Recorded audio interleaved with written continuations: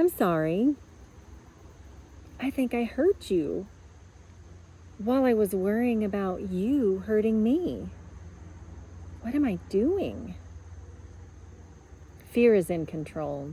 It's a blazing fire, sucking up everything that is important to me, distracting me with its mesmerizing flames, stealing the air from my lungs.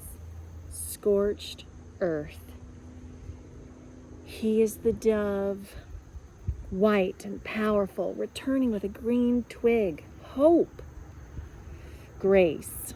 I can do this. We can do this.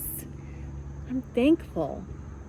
There is a seed bursting forth, the cleansed soil, stronger now with the lessons fear has left behind.